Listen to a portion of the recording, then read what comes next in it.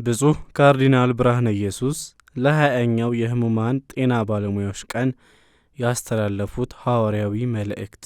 የክርስቶስን ሕማምና ሥቃይ የምትካፈሉና የሚካፈሉትን የምታግዙ ወገኖቼ ሆይ፣ ሁሉን አስችሎ ለዚህች ዕለት ላደረሰን ልዑል እግዚአብሔር ክብርና ምስጋና ይግባው። በዘንድሮው ዓለም አቀፍ የሕሙማን ቀን ርዕሰ ሊቃነ ጳጳሳት ሌዮ 14ኛ የመረጡት ቃል በሳምራዊ ርኅራኄ የሌላውን ሥቃይ በፍቅር መካፈል የሚል ነው። እነሆ የሕሙማንና ጤና ባለሙያዎች ቀንን እየተሰባሰብን ስናከብር 20 ዓመት ሞላን። በእነዚህ 2 አስርተ ዓመታት አብረውን ከነበሩት አንዳንዶች የእግዚአብሔርን ምሕረት አግኝተው በነፍስና በሥጋ የተፈወሱ ሲሆን፣ አንዳንዶች አሁንም ቁስሉ የታተመባቸው፣ ሌሎች ደግሞ የዚህ ዓለም መከራ በቃችሁ ተብለው ወደ ዕቅፉ የተጠሩት ናቸው። በእምነታችን መመሪያ በጸሎተ ሃይማኖት በየዕለቱ እንደምንደግመው በቅዱሳን ስታፌ እናምናለንና በሰማይም በምድርም ካሉት ሁሉም ጋር ተሳስረናል።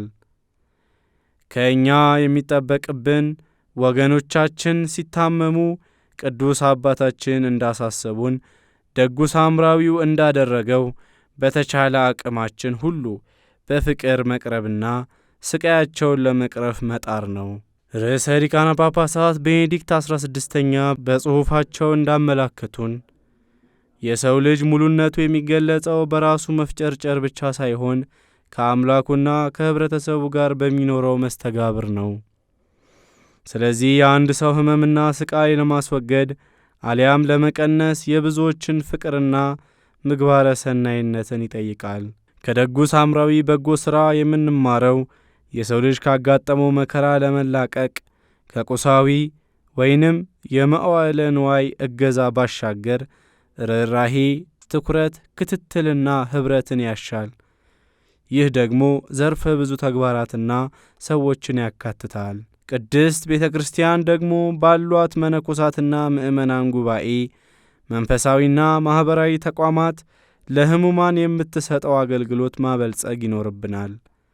በቤትም ሆነ በጤና ተቋማት ለሚገኙ ሕሙማን ቅዱሳት ምስጢራት ዕደላ ይበልጥ ማጠናከር፣ ባሉበት ሆነው በጸሎት እንድንተሳሰር በሰላም ካቶሊክ ቲቪና ማኅበራዊ መገናኛ ብዙሃን መድረስ፣ የካቶሊክ የጤና ተቋማት ተጠቃሚ እንዲሆኑ ማመቻቸት፣ የቅዱስ ሩፋኤል የጤና ባለሙያዎችን ኅብረት ማጠናከር፣ ዩኒቨርሲቲያችንንም በሕክምና ሳይንስ አሰልጥኖ ለመጀመሪያ ጊዜ ሐኪሞች ማስመረቁ የሚበረታታ ጅምር ሲሆን፣ በሁሉም የጤና ሳይንስ ዘርፍ በተለይም ለገጠራማ አካባቢዎች ባለሙያዎችን ማፍራት የደጉ ሳምራዊን ምኞት ያሳካዋል።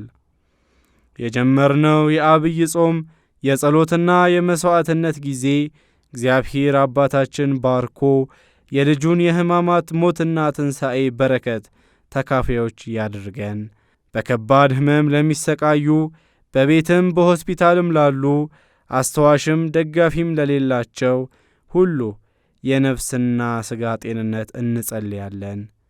ወጣቱን ጦቢያ በጉዞ የረዳው ከሕመሙም እንዲፈወስ ያደረገውን መልአከ ሩፋኤል ዛሬም እንዲያግዘን እንማጸነዋለን። ብዙ ሥቃይ የተቀበለችውና የአንድያ ልጇን ሕማማት በቅርበት የተካፈለችው የሕሙማን ፈውስ የሆነችው ቋጠሮ ፈቺ እመቤታችን ቅድስት ማርያም በጥበቃዋ ስር ለምንገኘው ልጆቿ ሁሉ ወደ ልጇ እንድትመራን እንለምናታለን።